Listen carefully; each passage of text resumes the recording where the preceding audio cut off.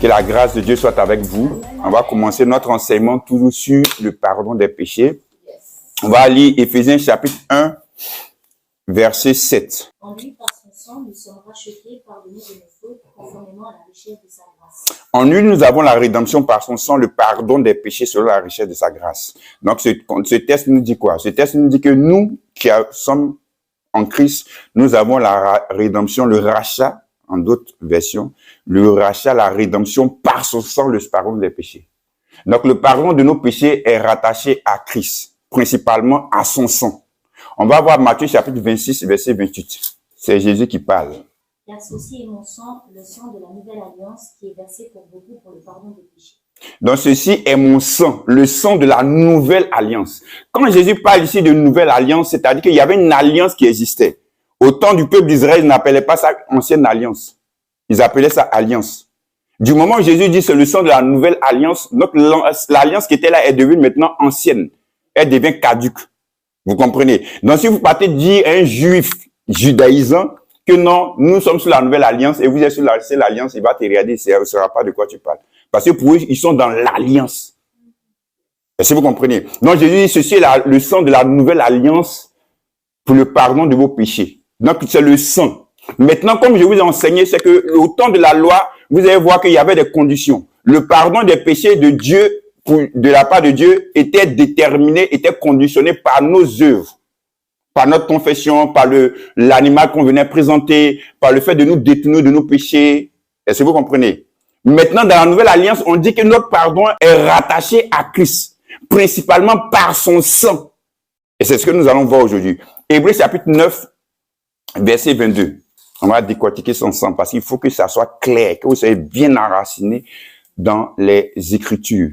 Or, d'après la loi, presque tout est purifié avec du sang. Et s'il n'y a pas de sang versé, il n'y a pas de pardon. S'il n'y a pas de sang versé, s'il n'y a pas effusion de sang, s'il n'y a pas aspersion de sang, il n'y a pas de pardon. Donc, c'est par l'effusion du sang que nous avons le pardon. Donc, on dit le sang de Jésus est versé. Maintenant, où le sang de Jésus a été versé? Pour comprendre l'effusion du sang, c'est un thème qu'ils n'ont pas inventé pour celui qui a écrit le livre des Hébreux. Il a emprunté ça au livre de l'Ancien Testament.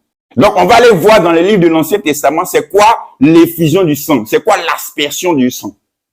Est-ce que vous comprenez? Le dimanche dernier, on a vu que quoi? On a vu que l'ancienne alliance commençait dans le livre de Exode. La Bible déclare dans Hébreux 8, c'est à partir du moment où je les avais sortis de l'esclavage en Égypte. Donc, en termes de livre biblique, l'ancienne alliance commence par Exode. On a vu aussi qu'en termes de livre biblique, la nouvelle alliance ne commence pas par Matthieu. Ça commence après la résurrection de Christ. Après que Christ ait versé son sang, sa mort et sa résurrection. Donc, en termes de livre biblique, ça commence par le livre des Actes des Apôtres. Donc, ceux qui ont traduit la Bible pour nous, ils ont divisé la Bible en disant voici l'Ancien Testament et voici le Nouveau Testament. Suivez bien.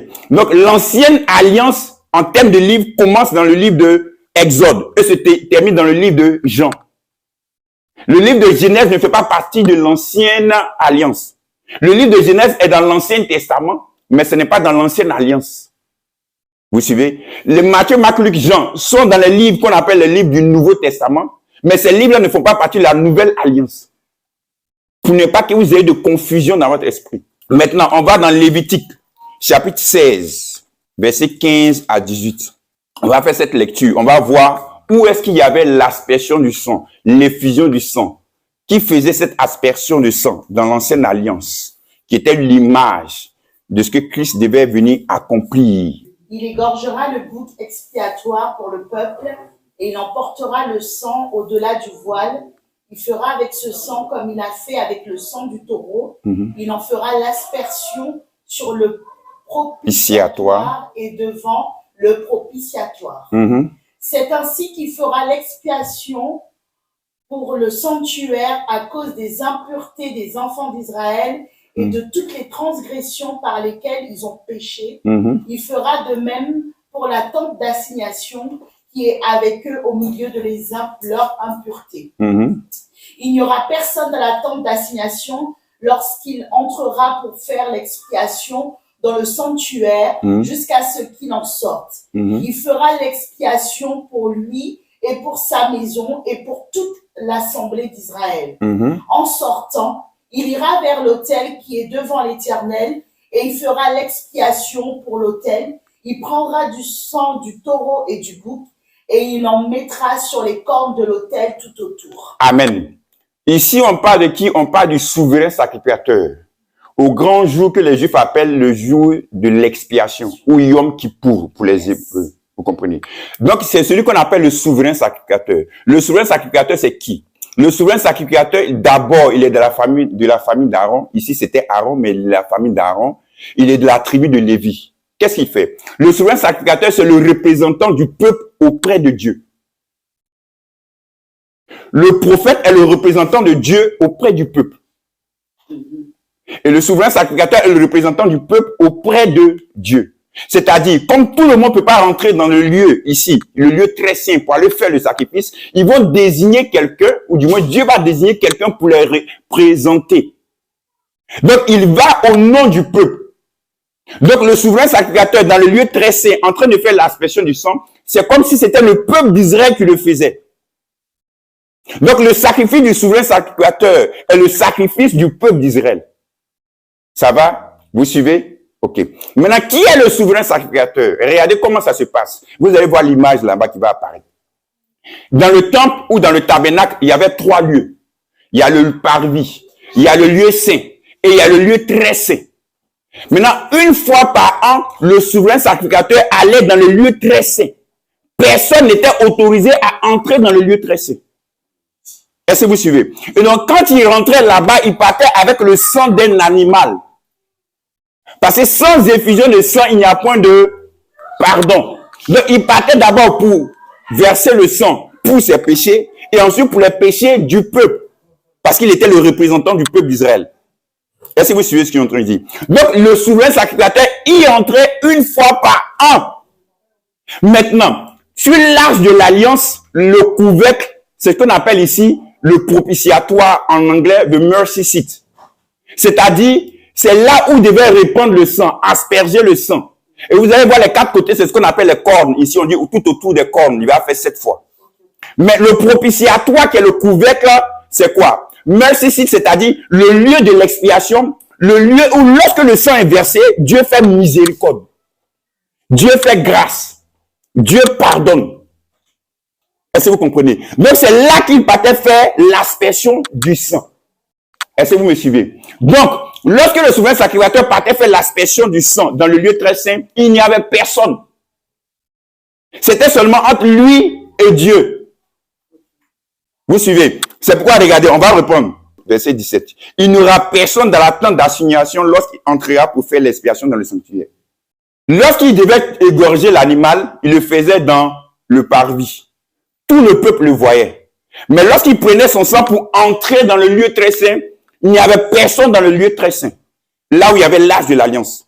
Donc, il était seul avec la présence de Dieu. Donc, seul avec Dieu. Donc, si vous comprenez l'image ou l'analogie, vous comprendrez que lorsque Jésus a fait l'aspersion du sang ou l'effusion de son sang, ce n'est pas la croix. Parce qu'il fallait que le souverain sacrificateur soit seul avec Dieu. Est-ce que vous comprenez? Là où Jésus est mort à la croix, c'est là où on appelle l'autel. Ou là où le sacrifice est fait, où tout le monde voit. Est-ce que vous suivez? On repart maintenant dans Hébreux chapitre 9, à partir du verset 22.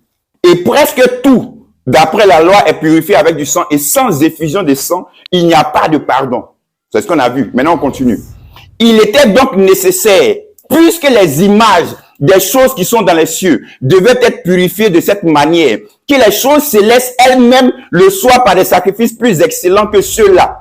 Verset 24. Car Christ n'est pas entré dans un sanctuaire fait de main d'homme, en imitation du véritable, mais il est entré dans le ciel même, afin de comparaître maintenant pour nous devant la face de Dieu. Yes. Est-ce que vous comprenez ce que je suis en train de dire? Donc, lorsque Moïse était sur le mont Sinaï, lorsqu'il était dans la présence de Dieu, en train de recevoir les lois, Dieu va lui dire, il faut faire le tabernacle selon le modèle que tu as vu. Donc, le tabernacle de Moïse était la représentation du tabernacle dans le ciel. C'était l'imitation du tabernacle dans le ciel. Est-ce que vous comprenez? Donc, c'est pourquoi lorsque Jésus s'est écrit, tout est accompli, le voile dans le lieu très saint a été déchiré. Pourquoi? Parce que le temple terrestre n'existait plus. Le tabernacle, si vous voulez, n'était plus le lieu où on devait aller faire l'aspersion du sang. Donc, lui, son rôle est fini. Il n'existe plus. Parce que le voile est déchiré. Donc, tout le monde pouvait y entrer maintenant. Est-ce que vous comprenez? Donc, lorsque Jésus va dire tout est accompli, c'est-à-dire, je vous ai enseigné le dimanche passé, la Bible dit que je ne suis pas venu abolir la loi, mais je suis venu l'accomplir. Jésus n'a pas dit je suis venu obéir à la loi, mais il dit je suis venu accomplir la loi. C'est-à-dire, je suis venu à satisfaire aux exigences que la loi demande pour que l'homme qui s'approche de Dieu soit sanctifié, soit pardonné, soit justifié. Vous suivez? Donc Jésus, en entrant, en disant tout est accompli, il dit à la loi, maintenant ton régime est fini. On va comprendre ça tout à l'heure encore plus. Ton régime est fini. Regardez, prenons Romains 10, verset 4. Car Christ est la fin de la loi pour la justification de tous ceux qui croient. Christ est la fin de la loi. C'est pourquoi il dit, voici le sang de la nouvelle alliance. Quand son sang verse, quand il s'écrit tout est accompli, c'est la fin de la loi. On n'est plus sous l'ancienne alliance. On rentre dans un nouveau régime, qui est la nouvelle alliance. Est-ce que vous comprenez? C'est à partir de là que maintenant, Jésus est appelé souverain sacrificateur. Lorsqu'il ressuscite. Parce que tant qu'il y a la loi, il ne peut pas être souverain sacrificateur. Parce que selon la loi de Moïse, pour être souverain sacrificateur, il faut que tu sois de la tribu de Lévi. Alors que Jésus est de la tribu de Juda. Donc tant que la loi existe, Jésus ne peut pas être souverain sacrificateur. Donc Jésus, par sa mort et c'est par sa résurrection maintenant, devient souverain sacrificateur. C'est-à-dire, il représente maintenant l'humanité. Il va aller maintenant auprès de son Père. Il va aller maintenant avec son sang pour asperger dans le lieu très saint du ciel. Prenons Hébreux 10, on va lire le verset 8 et 9. Après avoir dit d'abord, tu n'as pas voulu et tu n'as agréé ni sacrifice, ni offrande, ni holocauste, ni sacrifice pour le péché. Ce qu'on offre. Il dit ensuite, voici, je viens pour faire ta volonté. Il abolit ainsi la première chose pour établir la seconde. La première chose qu'il abolit, c'est quoi? C'est la loi. La première chose qu'il abolit, c'est quoi? C'est l'ancienne alliance. C'est pourquoi Dieu dit, je t'ai engendré aujourd'hui. Yes. Et tu es souverain sacrificateur pour toujours selon l'ordre de Melchisédek. Donc, lorsque Jésus-Christ ressuscite, Jésus-Christ devient souverain sacrificateur. Parce que la loi a été abolie. La loi a été supprimée. On rentre dans un nouveau régime. Il ne peut pas être souverain sacrificateur pendant que la loi existe encore. Ça serait de l'usurpation d'identité. Et comme Dieu sait faire les choses, c'est pourquoi on appelle, vous allez voir, la Bible, elle est trop belle, elle est trop parfaite, elle est trop précise. Chaque virgule, chaque point a sa signification, a son sens. Dieu ne fait pas les choses par hasard. Vous comprenez? Maintenant, on répond dans Hébreux 9. On continue. 24 et 25. Hébreux 9, verset 24-25. Christ n'est pas entré dans un sanctuaire fait de main d'homme en imitation du véritable, mais il est entré dans le ciel même afin de comparaître maintenant pour nous devant la face de Dieu.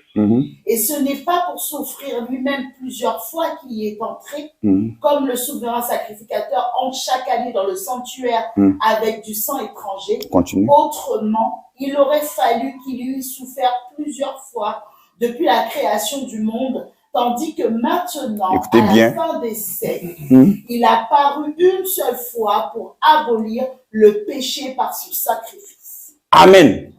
Ça, c'est très important. Dans la loi, le souverain sacrificateur entrait dans le lieu très saint une fois par an. Chaque année, il répétait cela. Pourquoi? Parce que le sang des animaux ne faisait que couvrir, était incapable d'envoyer ceux qui faisaient cette adoration à la perfection. Vous suivez? Maintenant, la Bible déclare que Jésus va rentrer là-bas une seule fois. Il va faire son sacrifice une seule fois. Ça, c'est très important. Le thème une seule fois. Lorsque vous allez lire le texte d'Hébreux à partir du chapitre 6 jusqu'au chapitre 10, il y a le thème une seule fois qui va revenir plusieurs fois. Pour vous dire quoi? On faisait le sacrifice d'animaux plusieurs fois. Pourquoi? Parce que les sacrifices d'animaux n'étaient pas capables de pouvoir remédier au problème du péché. Ça ne pouvait pas satisfaire à l'exigence de la sainteté de Dieu. Donc, on le faisait plusieurs fois, chaque année, continuellement. Mais la Bible déclare que Jésus l'a fait une seule fois. pour toutes. Pourquoi? Parce que le sacrifice que Christ a fait était parfait. Quand tu reproduis quelque chose plusieurs fois, c'est parce que ce que tu fais, l'action que tu poses n'est pas parfaite. Mais quand tu poses une action une seule fois et que c'est suffisant, c'est parce que l'action est parfaite. Dis Amen. Donc Jésus va poser l'action une seule fois. Regardez, on va prendre le chapitre toujours 9. Lisez à partir du verset 11. Mais Christ est venu comme souverain sacrificateur des biens à venir. Il a traversé le tabernacle plus grand et plus parfait qui n'est pas construit de main d'homme, c'est-à-dire qui n'est pas de cette création. Et il est entré une fois pour toutes dans le lieu très saint, non avec le sang des boucs et des veaux, mais avec son propre sang, ayant obtenu une rédemption éternelle. Est-ce que tu peux pas dire Amen? Amen. Vous savez pourquoi en Christ, dans la nouvelle alliance, notre pardon est rattaché à l'œuvre de Christ, est rattaché au sacrifice de Christ? Parce que le sacrifice de Christ est tellement parfait qu'il a été fait une seule fois pour toutes. Il n'a pas besoin d'être répété. Les gens de l'ancienne alliance étaient obligés de confesser le péché, étaient obligés d'envoyer les animaux, chaque fois faire les sacrifices avec ces animaux. Pourquoi? Parce que le sang de ces animaux ne pouvait pas leur donner la justification que Dieu demande. Ne pouvait pas leur apporter le pardon des péchés que Dieu exige. Donc, à chaque fois, ils avaient besoin de faire ceci, de faire cela, de faire ceci, de faire cela pour avoir le pardon des péchés. Mais nous, dans la nouvelle alliance, la Bible déclare que par son sang, nous avons été rachetés, nous avons le pardon des péchés. Parce que le sacrifice que Christ a fait, il l'a fait une seule fois. On ne peut pas le répéter. Et c'est un sacrifice qui est parfait. Pourquoi? Parce que ce n'est pas le sang d'un animal maintenant. Mais c'est le sang de Dieu devenu homme. C'est le sang d'un homme parfait. Donc, qui dit homme parfait, dit pas de sacrifice parfait. Qui parle de sacrifice parfait, pas de rédemption parfaite. Qui parle de rédemption parfaite, pas de salut éternel. Regarde, on va prendre Hébreux chapitre 10. On va lire à partir du verset 10 au verset 14. Écoutez très bien ce que le texte va dire. C'est en vertu de cette volonté que nous sommes sanctifiés par l'offrande du corps de Jésus-Christ une fois pour toutes. Et tandis que tout sacrificateur fait chaque jour le service et offre souvent les mêmes sacrifices qui ne peuvent jamais ôter les péchés.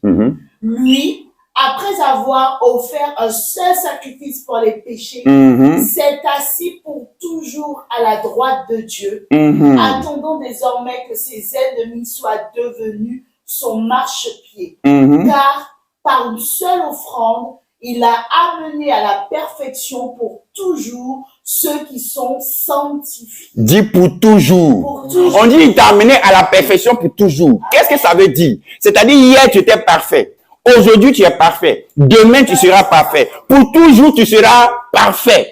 C'est ce que ce texte est en train de dire. C'est la révélation de Dieu pour toi. Vous savez, dans la Bible, il y a, pas dans la Bible, il y a trois choses qu'il faut comprendre. La première chose, il y a ce que la Bible dit. La deuxième chose, il y a ce que le pasteur dit ou enseigne. La troisième chose, il y a ce que toi tu crois. Je reprends. Il y a ce que la Bible dit. Il y a ce que le pasteur dit ou enseigne et il y a ce que toi tu crois. Ce qui va faire la différence, c'est ce que toi tu crois maintenant. C'est pourquoi la Bible déclare ne méprisez pas les prophéties. Je vais dire ça autrement. Ne méprisez pas les enseignements. Examinez-les. Mais retenez ce qui est bon. Retenez ce qui est bon, c'est retenir ce qui est conforme à la parole de Dieu. Aux enseignements de la Bible. Et je vous ai dit le dimanche passé que lorsqu'on dit que toi, aucun péché ne peut t'enlever du paradis, ne peut t'empêcher d'entrer au paradis, on n'est pas en train de minimiser le péché. Mais nous sommes en train de valoriser l'œuvre de Christ. On met en avant ce que Christ a fait par rapport au péché. Parce que pourquoi Christ est venu? Il est venu pourquoi? On va lire Luc 1, verset 77. Afin de donner à son peuple la connaissance du salut par le pardon de ses péchés. Comment tu auras la connaissance de ton salut? C'est par le pardon de tes péchés. En d'autres termes, écoutez bien ce que je vais dire. Le salut n'est rien d'autre que le pardon de tes péchés. Jésus-Christ est venu à cause de tes péchés. Il est venu traiter le problème du péché. Parce que le péché, depuis le jardin d'Éden, va faire sortir l'homme de la présence de Dieu. Tous ont péché et sont privés de la gloire de Dieu ou de la présence de Dieu. Maintenant, Jésus, de par son sacrifice, il va ôter le péché entre Dieu et l'homme. Quand Dieu dit, je ne me souviendrai plus de vos péchés, ça veut simplement dire, quand je vais rentrer en relation avec vous, je ne vais pas rentrer en relation sur la base du péché. Parce que le péché n'existe plus entre vous et moi. Parce que Christ est venu effacer, est venu ôter le péché qui vous obstruait la voie entre vous et moi. C'est pourquoi on dit, Dieu nous a réconciliés en Christ. Donc nous sommes désormais réconciliés. Donc il n'y a plus de problème de péché. Donc le sacrifice de Christ est venu traiter le problème du péché une fois pour toutes. Donc si tu vas en enfer, ce n'est pas à cause du péché. C'est parce que tu as refusé le remède à ton péché. Si tu vas au paradis, c'est pas parce que tu ne fais plus de péché. Mais c'est parce que tu as accepté le remède que Christ est venu apporter pour tes péchés. Donc quand on dit que tu es justifié, cela ne veut pas dire que tu ne fais plus de péché. Mais cela veut dire que même quand tu pêches, Dieu ne te juge plus en fonction de tes péchés parce que Dieu a déjà jugé Christ à cause de tes péchés. Vous comprenez la révélation? C'est pourquoi Abraham a été déclaré juste. Quand même Abraham a menti au roi Abimelech, Dieu va se révéler au roi Abimelech qui avait pris pour femme, pour co-épouse Sarah. Il va dire, va voir mon prophète. Dieu n'a pas dit, va voir mon prophète menteur. Il dit, va voir mon prophète. Parce qu'Abraham était juste aux yeux de Dieu. Est-ce que vous comprenez bien la nuance, la révélation qui est derrière? Donc quand Dieu te regarde, Dieu te voit juste. En fait, quand on dit que Dieu nous voit juste, ce n'est pas que Dieu tolère le péché. Dieu n'endosse pas le péché. Dieu n'approuve pas le péché. Dieu n'encourage pas dans le péché. Dieu ne dit pas non, le péché c'est rien, oh, fais ça, non, non, non. C'est pas ça. Dieu dit, le péché, il doit être puni. Le salaire du péché, c'est la mort. C'est pourquoi Christ va mourir. Donc, normalement, comme tu pèches, tu dois subir la mort ou le jugement de Dieu. Christ va subir le jugement de Dieu à ta place. Donc, on dit Dieu te déclare juste. Même quand tu pèches, ce n'est pas parce que Dieu tolère le péché. C'est parce que la justice de Dieu a déjà condamné Christ pour le péché que tu as commis. Il a déjà frappé Christ pour le péché que tu as commis. Parce que le sacrifice a été déjà fait une fois pour toutes. Quand on dit une fois pour toutes, ce n'est pas pour ta vie passée seulement lorsque tu as cru en Christ. C'est pour toute ta vie. C'est pourquoi le texte dit, Christ ne va pas encore revenir, encore mourir encore une deuxième fois. Il est mort une seule fois pour toutes. Est-ce que tu comprends? Donc c'est pourquoi tu dois avoir l'assurance. Tu dois avoir cette sérénité dont on le sentait ce matin. Cette paix, cette tranquillité d'esprit. Pourquoi? Parce que Christ a déjà subi le jugement de Dieu pour toi. C'est pourquoi la croix s'était criée. Mon Dieu, pourquoi m'as-tu abandonné? Habituellement, quand Christ était sur la terre, il appelait son Dieu comment? Mon Père. Mais c'est la seule fois où il a appelé mon Dieu. Pourquoi? Parce qu'il s'était identifié à l'homme pécheur. Là, à la croix, il avait pris les péchés de l'humanité sur lui. Et donc, il était séparé de Dieu. Donc, il avait pris ta place. Donc, il a subi le jugement, la condamnation de tes péchés. On dit, maintenant dans Hébreux 10, on retourne. Lorsque Christ est venu apporter le sang, la Bible déclare qu'il est parti s'asseoir à la droite de Dieu le Père. Dans la loi de Moïse, les sacrificateurs ne pouvaient pas s'asseoir. Pourquoi? Parce qu'il fallait que le travail continue. Parce que le sang des animaux n'était pas capable de pouvoir satisfaire pleinement, parfaitement à l'exigence de la sainteté de Dieu. Mais la Bible déclare que quand Christ a fini d'offrir son sacrifice, il est parti s'asseoir à la droite de Dieu. Qu'est-ce que ça veut dire? Faut remettre l'image de l'arche de l'alliance. Je vais expliquer que le couvercle est appelé le propitiatoire, ou mercy seat en anglais. C'est-à-dire, lorsque le souverain sacrificateur entrait dans le lieu très saint, il partait mettre le sang, asperger le sang sur le propitiatoire, sur le couvercle. Donc, il partait faire asseoir le sang dessus. Donc, quand Christ est passé s'asseoir, le propitiatoire qui est le symbole de ce qu'il y a dans le tabernacle du ciel est quoi? Est le symbole de quoi? Du trône de la grâce. Une fois que le sang arrive là, Dieu vous fait grâce. Est-ce que vous comprenez? Donc, Christ s'était assis dans le trône de la grâce. C'est pourquoi Hébreux 4 dit quoi? Approchez-vous avec assurance du trône de la grâce. C'est pas nous. On parle de ceux qui n'ont pas encore cru en Christ. Toi, tu étais déjà approché du trône de la grâce. Dis Amen. Donc, c'est le trône de la grâce. Donc, Christ est parti s'asseoir dans le trône de la grâce pour toi. Pour te dire que tu es gracié. Pour te dire que tu es justifié. Est-ce que vous comprenez? C'est pourquoi j'ai pris l'image pour vous dire. C'est comme tu as commis un délit. Et la justice te condamne à 10 ans de prison. Et quelqu'un d'autre vient prendre, puger ta peine. Et il va faire 10 ans de prison. Est-ce que tu auras peur encore de cette condamnation, de cette sentence de 10 ans de prison? Non. Parce que quelqu'un a déjà purgé pour toi la peine. Donc Christ a déjà subi le jugement de Dieu pour toi. C'est ça la beauté, la bonne nouvelle de Jésus-Christ. Nous sommes sauvés par la foi dans le sacrifice que Christ a accompli, a fait pour nous. Et c'est ça qui doit nous rassurer. Alléluia. Donc c'est ça la nouvelle alliance. C'est ça quand Christ est devenu souverain sacrificateur, c'est ça qu'il est allé accomplir à la croix. Maintenant, comprenez bien, Christ n'est pas parti là-bas avec du sang physique, avec du sang liquide. Pourquoi? Parce que Lévitique 17:11 dit quoi? Le sang, c'est quoi? Est symbole de la vie. Donc on dit Christ est parti avec son sang, c'est-à-dire Christ est parti avec lui-même, sa personne, sa vie. Donc le sacrifice que Christ est parti présenter, ce n'est pas une vie morte comme les animaux, mais c'est une vie ressuscitée. Amen. Est-ce que vous comprenez? Amen. C'est sa vie qu'il allait présenter. C'est pourquoi on dit il intercède toujours pour nous. Ce n'est pas dire que Christ est à genoux comme ça là-bas en train de dire Père, pardonne. Non. C'est-à-dire son sacrifice, sa présence même montre déjà que vous êtes déjà pardonné. Il est toujours présent là. J'aime bien le terme en ivoirien. Il est popo dipo sur le trône de la grâce. C'est-à-dire, tel qu'il est assis, personne ne peut l'enlever. Est-ce que vous comprenez? Donc, si vous comprenez bien ma démarche ou la révélation de cet enseignement, en tant qu'enfant de Dieu, on ne peut pas invoquer le sang de Jésus sur soi. Parce que selon la loi, celui qui aspergeait de sang, c'était le souverain sacrificateur. Et Jésus l'a déjà fait une fois pour toutes. Donc, c'est pas toi qui dois prendre le sang et l'utiliser. C'est le souverain sacrificateur qui l'utilise. Et tu n'es pas souverain sacrificateur. C'est pourquoi la Bible déclare que nous sommes sacrificateurs. Pas souverain sacrificateur. Le souverain sacrificateur, c'est Christ. Donc, on n'invoque pas le sang de Jésus. Pourquoi? Parce que quand on dit le sang de Jésus, c'est la vie de Jésus. C'est le sacrifice de Christ. Donc, c'est une image. Donc, Christ est déjà en nous. Donc, tu ne vas pas invoquer le sang liquide. Parce que si c'est le sang liquide, il y a longtemps, c'était fini. Normalement, il y a combien de litres de sang dans le corps humain? On va dire 7 litres, par exemple. Vous comprenez? Maintenant, ça fait 2000 ans que Christ est ressuscité.